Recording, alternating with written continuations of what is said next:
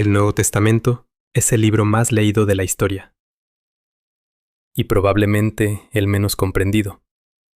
No porque sea difícil de leer, sino porque lo leemos desde afuera, como creyentes que confirman lo que ya saben, o como escépticos que rechazan lo que ya han decidido rechazar, o como curiosos que se quedan en la superficie de la historia, sin tocar nunca el fondo.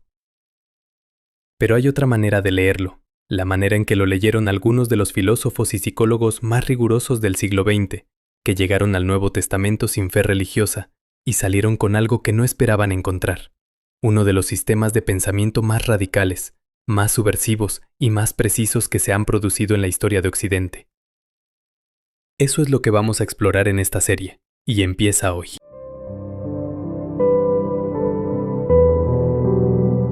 Bienvenido. Si llegaste aquí desde la serie de Metafísica Bíblica del Génesis, ya sabes cómo trabajamos. El texto original, la filosofía, la psicología profunda y la aplicación práctica. Si es la primera vez que estás en el canal, no necesitas haber visto la serie anterior, aunque es recomendable. Este es un punto de partida en sí mismo. Lo que hicimos en el Génesis fue leer el texto más antiguo de la tradición bíblica como lo que también es. Un mapa psíquico, un sistema filosófico, una descripción de la estructura interior del ser humano, la creación como acto de conciencia, el jardín como mapa del alma, la serpiente como el conocimiento sin sabiduría, Caín y Abel como las dos mitades de una psique que no pudo integrarse, el diluvio como el inconsciente que inunda cuando se niega demasiado tiempo. El Nuevo Testamento es otro nivel de ese mismo proyecto, pero con una diferencia radical que hay que nombrar, desde el principio. Mientras el Génesis habla de los orígenes, el Nuevo Testamento habla de una irrupción, algo que entra en el tiempo, desde fuera del tiempo, algo que el texto griego llama con una palabra, que los filósofos llevaban siglos usando, para describir el principio racional del universo, el logos. Esta serie va a recorrer el Nuevo Testamento. En cada episodio vamos a hacer lo mismo que hemos hecho siempre, leer el texto en su idioma original, griego koiné esta vez, ubicarlo en su contexto filosófico más amplio, cruzarlo con la psicología profunda y extraer de ahí una enseñanza que puedas aplicar a tu vida esa semana. Hoy es el punto de partida del Nuevo Testamento, pero no hay que olvidar los comentarios metafísicos del Antiguo, ya que se complementan. El mapa antes del viaje. Al final de este video, vas a tener una comprensión de conjunto del Nuevo Testamento, que la mayoría de personas, creyentes o no, no tiene. Y un ejercicio, basado en la pregunta que el filósofo Alain Badiou consideró la más revolucionaria, que se ha formulado en la historia del pensamiento occidental.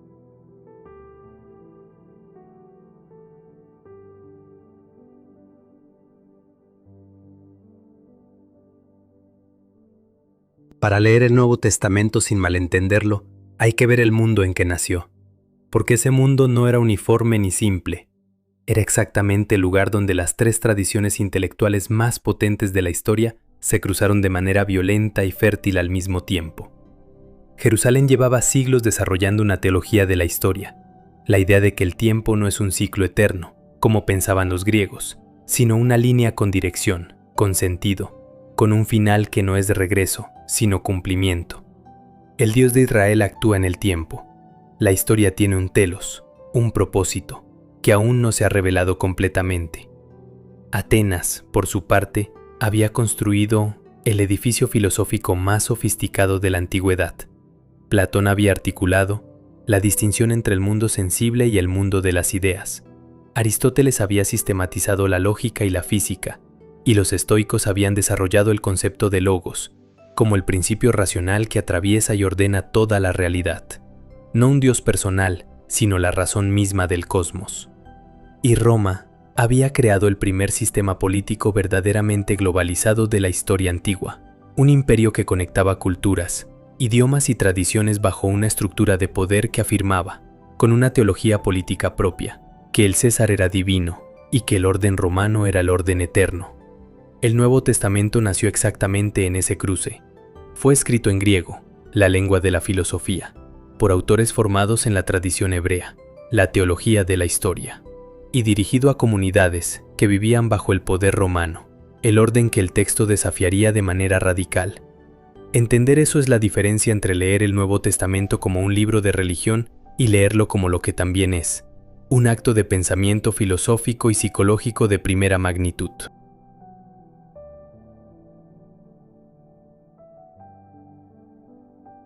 Cinco palabras del griego koiné sostienen la arquitectura metafísica de todo el Nuevo Testamento.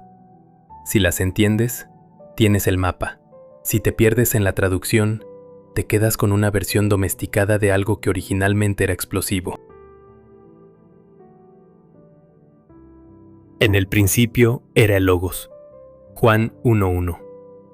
Esta es la palabra que abre el Evangelio de Juan y que los lectores griegos del siglo I reconocerían inmediatamente. Es el término que Heráclito usó para describir el principio racional que ordena el cosmos, el que los estoicos usaron para nombrar la razón divina que impregna toda la realidad, el que Filón de Alejandría usó para tender un puente entre la filosofía griega y la tradición hebrea. Juan toma esa palabra, cargada de 5 siglos de filosofía, y hace con ella algo que ningún filósofo griego habría anticipado. Dice que el Logos se hizo carne, que el principio racional del universo entró en el tiempo, con nombre y dirección específicos. Eso no es religión académica, es una afirmación metafísica de una radicalidad que aún no hemos asumido.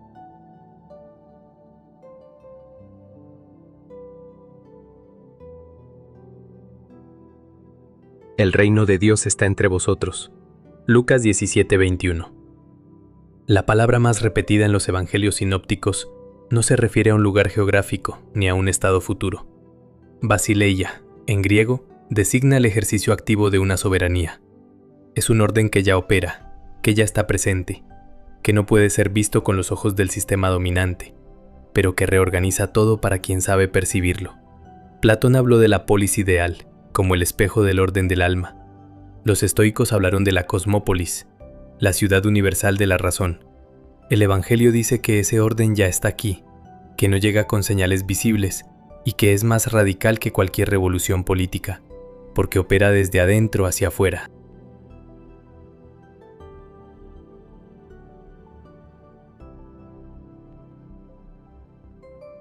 Se vació a sí mismo, tomando forma de siervo. Filipenses 2:7. Esta es quizás la palabra filosóficamente más densa del Nuevo Testamento. Pablo la usa en lo que los estudiosos consideran uno de los poemas más antiguos del cristianismo, el himno de Filipenses 2. Kénosis describe el movimiento de lo infinito hacia lo finito, no como degradación, sino como elección, la conciencia que se limita a sí misma para entrar en contacto con lo limitado, el poder que se despoja del poder para relacionarse con la impotencia. Hegel vio en la kénosis la estructura lógica del espíritu que se aliena de sí mismo para reconocerse en lo otro. Jung vio en ella la imagen del proceso de individuación, el self que desciende al ego, que entra en la oscuridad de la experiencia personal para transformarla desde adentro.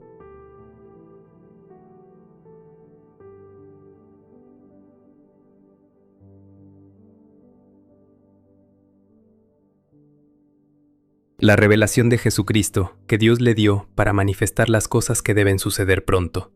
Apocalipsis 1:1. El último libro del Nuevo Testamento lleva por título la palabra Apocalipsis, que significa descubrimiento. No catástrofe, eso es una lectura cultural moderna.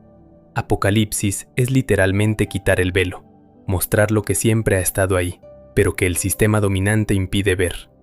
El filósofo Walter Benjamin, en sus tesis sobre la filosofía de la historia, desarrolló una idea que resuena directamente con el Apocalipsis.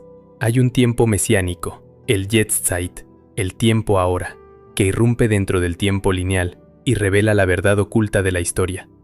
El Apocalipsis no habla del fin del mundo, habla del fin de la ilusión sobre el mundo.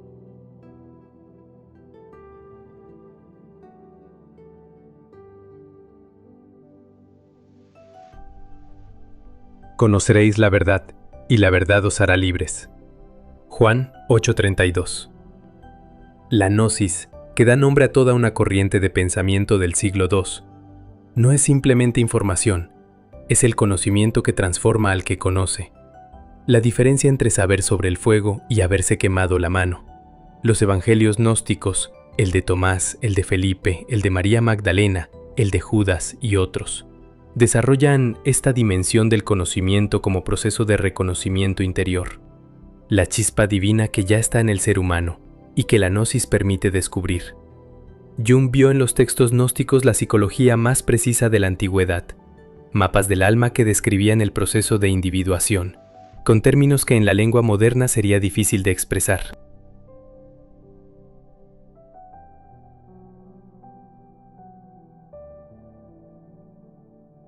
Tres pensadores del siglo XX estudiaron el Nuevo Testamento, desde fuera del contexto religioso, y encontraron en él algo que sus propias disciplinas no habían conseguido articular del mismo modo. Carl Jung nos describe el Nuevo Testamento como un mapa del proceso de individuación.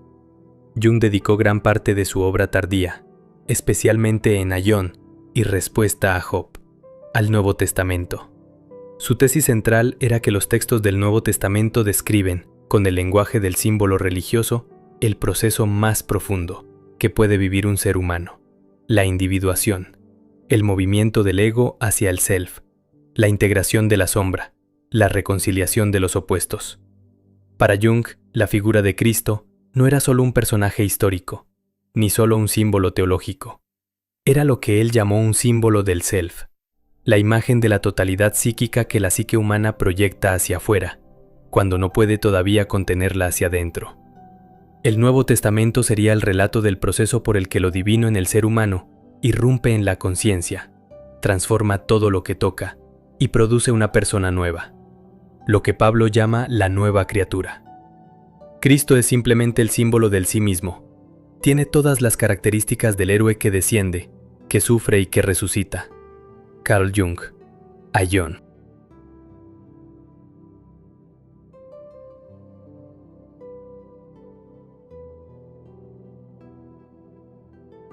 Por otra parte tenemos a Viktor Frankl, y cómo el logos es el fundamento del sentido. Viktor Frankl, fundador de la logoterapia, observó que la crisis más profunda del ser humano no es la crisis del placer ni la del poder, sino la crisis del sentido, y que el Nuevo Testamento articula una respuesta a esa crisis que ningún sistema psicológico ha superado en precisión ni en profundidad. La afirmación de Juan de que el Logos se hizo carne, que entró en el tiempo, en el dolor, en el fracaso, en la muerte, es, para Frankl, la afirmación más radical que puede hacerse sobre la posibilidad del sentido. El sentido no depende de las circunstancias, puede encontrarse incluso en el sufrimiento más extremo. El logos, el principio ordenador, no se retira cuando el mundo colapsa, se vuelve más visible.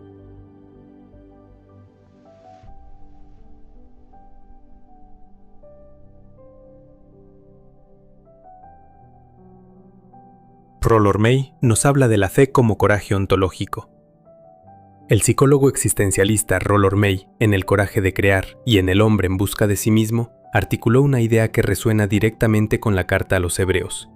La fe, pistis en griego, no es credulidad, no es la aceptación de proposiciones sin evidencia, es lo que May llamó coraje ontológico, la capacidad de afirmar el ser frente a la amenaza del no ser, la disposición a vivir plenamente, sabiendo que la vida es finita, incierta y frecuentemente incomprensible.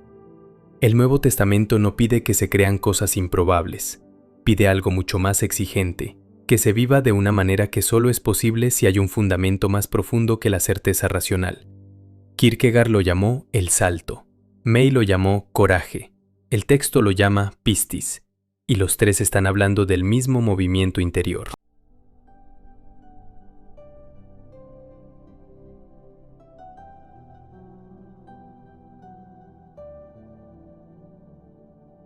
Primer ejemplo, el logos que ya conoces.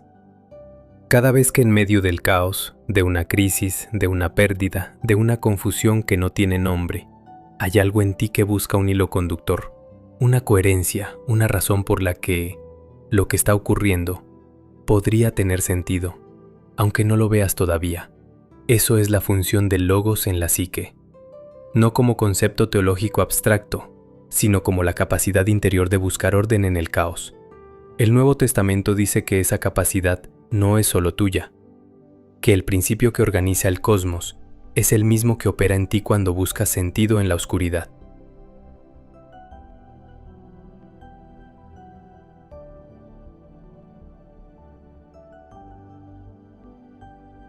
Segundo ejemplo, la kenosis que ya has vivido. Hay momentos en la vida de cualquier persona en que el yo que habías construido, con sus certezas, logros e identidad, se vacía de golpe, se rompe. Una enfermedad, un fracaso, una traición, una pérdida que no esperabas. En esos momentos, la psique experimenta algo que Pablo llama kenosis, el vaciamiento que precede a la transformación. San Juan de la Cruz lo llamó la noche oscura del alma. El Nuevo Testamento dice que ese movimiento, descender antes de ascender, vaciarse antes de llenarse, no es un accidente del camino, es la estructura misma del crecimiento real.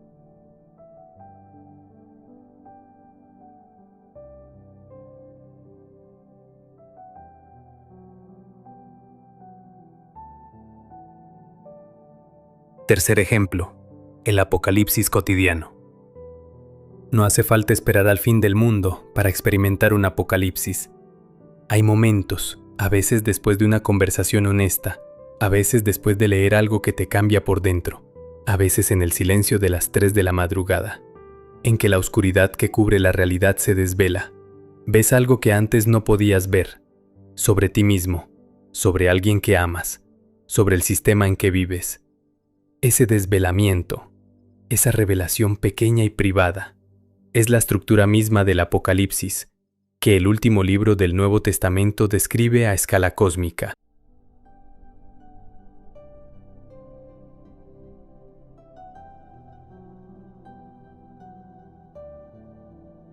El filósofo Alain Badiou escribió el libro titulado San Pablo, la fundación del universalismo, en el que argumenta que el pensamiento paulino es la revolución filosófica más radical de la historia occidental. Más radical que Platón, más radical que Kant, más radical que Marx. Por una razón muy precisa. Pablo dice que el sujeto no precede al acontecimiento. El acontecimiento es el que crea al sujeto. Es decir, eres quien decides qué hacer con lo que te ha ocurrido. El acontecimiento, lo que irrumpe en tu vida sin que lo hayas planeado, es la oportunidad de convertirte en alguien que todavía no existía. Eso es exactamente lo que el Nuevo Testamento llama metanoia. Cambio de mente, transformación del marco, un nuevo comienzo que no viene de ti, sino que pasa por ti. El ejercicio de esta semana se llama el mapa del logos personal.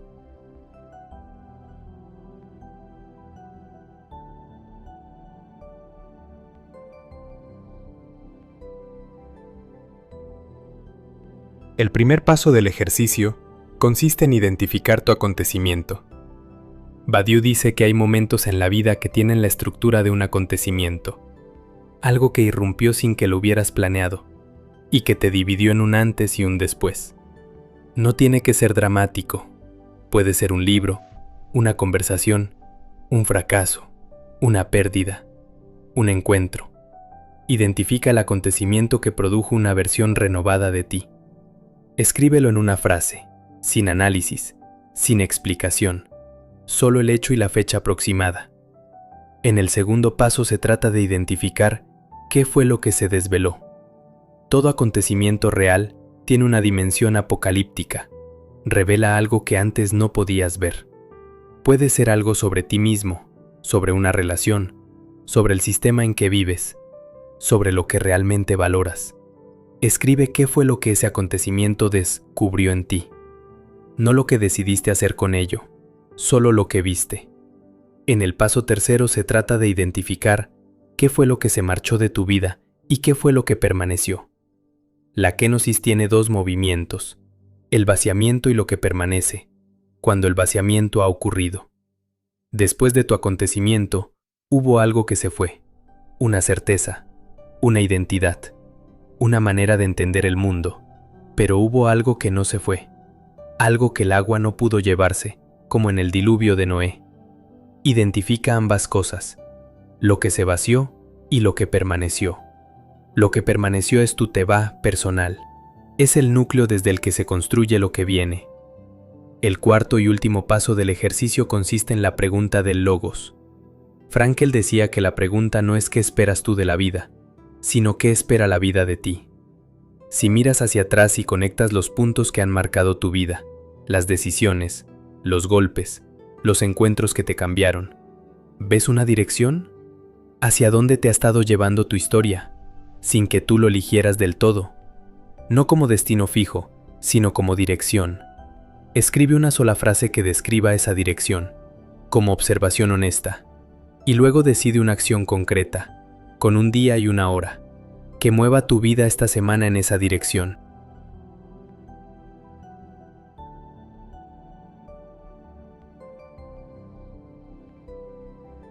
Después de este recorrido general por la metafísica del Nuevo Testamento, nos lleva a concluir que no es un simple libro de respuestas religiosas para creyentes. En realidad, funciona como un entramado de preguntas filosóficas y psicológicas que mantienen su valor e impacto, independientemente de si se comparte o no su contenido teológico. Durante 2000 años estas ideas han inspirado a grandes pensadores, desde los padres de la Iglesia influenciados por Platón hasta figuras como Jung, Heidegger, Badiou y Zizek. Esto ocurre porque encierran una verdad sobre la naturaleza humana que no se agota, sin importar la época o la forma en que se traduzca. Podemos extraer 4 ideas principales como conclusión.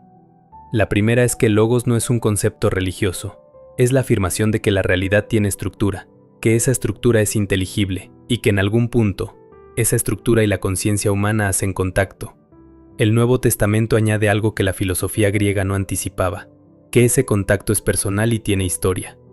La segunda idea es que la basileia, el reino, no está en el futuro ni en el cielo, está operando ahora, en el nivel de lo real, bajo la superficie de lo visible. La pregunta no es cuándo llegará, la pregunta es si tienes ojos para verlo donde ya está. La tercera idea es que la kenosis es la estructura del crecimiento real. No hay transformación sin vaciamiento, no hay vida nueva sin que algo muera. Esto lo expresa muy bien Jesús con la parábola de los odres. No podemos echar vino nuevo en odres viejos, a vino nuevo, odres nuevos.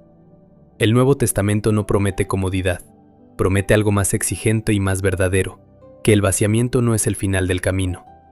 La cuarta idea es que la gnosis, el conocimiento que transforma, no es información sobre el texto, es lo que te ocurre cuando el texto te lee a ti, cuando ya no eres tú quien lo analiza desde afuera, sino que algo en él te nombra desde adentro.